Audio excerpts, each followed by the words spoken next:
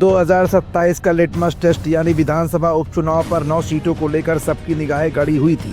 कहीं न कहीं समाजवादी पार्टी ने 2 सीटें हासिल कर अपने गढ़ को तो बचा लिया, लेकिन भाजपा की ठोस रणनीति के आगे महज 2 सीटों पर ही सिमट कर रह गई।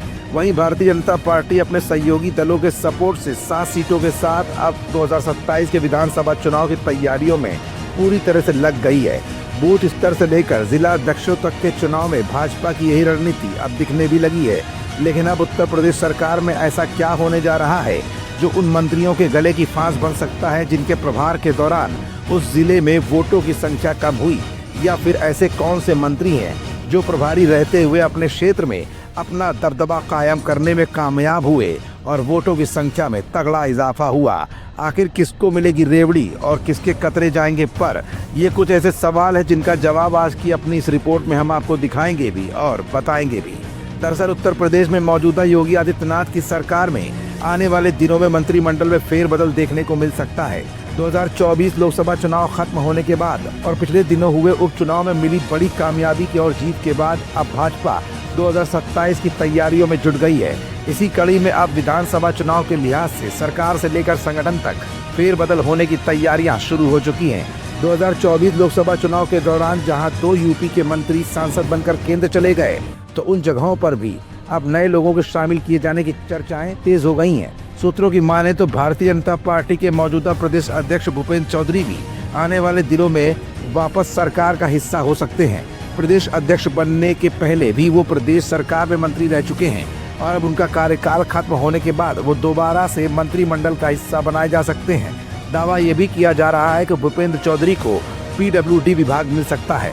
भारतीय जनता पार्टी में इस वक्त सांगठनिक चुनाव की प्रक्रिया चल रही है। इस दौरान पार्टी में बूथ अध्यक्षों और बूथ कमेटियों के चुनाव हो रहे हैं।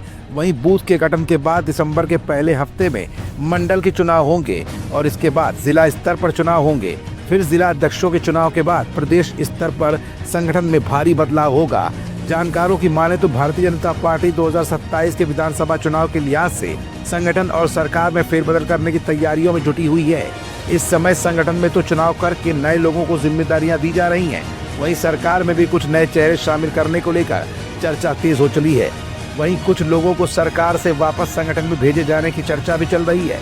हाल के दिनों में हुए 9 विधानसभा सीटों के उपचुनाव में मैनपुरी की सीट पर समाजवादी पार्टी के गढ़ में काफी सेंधमाली करने वाले अनुजेश प्रताप को भी आने वाले दिनों में भाजपा मजबूत पद देने की तैयारी में है। भारतीय जनता पार्टी समाजवादी पार्टी के गढ़ वाली जगह पर नेताओं को अच्छे दायित्व देकर उनको 2027 के लिए मजबूती से लड़ाने की रणनीति पर जोर दे रही है। भारतीय जनता पार्टी अब पूरी मजबूती और ठोस रणनीति के साथ 2027 की तैयारियों में जुट गई है। करहल को लेकर अनुजेश यादव का अगर कद बढ़ाया गया तो कहीं न कहीं अब समाजवादी पार्टी के लिए मुश्किलें भी खड़ी हो सकती हैं, क्योंकि करहल में भले ही जीत तो समाजवादी पार्टी की हुई, लेकिन वोट प्रतिशत और मार्जिन की कमी अनुजेश यादव के पद और कद को बढ़ाने में कामयाब हो चुकी है। और कहीं अगर अनुजेश यादव का कद और पद दोनों ही बढ़ाया गया तो निश्चित तौर पर करहल की सीट 2027 में खतरे में आ सकती है, जो समाजवादी पार्टी के लिए अभी से ही एक बहुत बड़े खतरे का अलार्म है।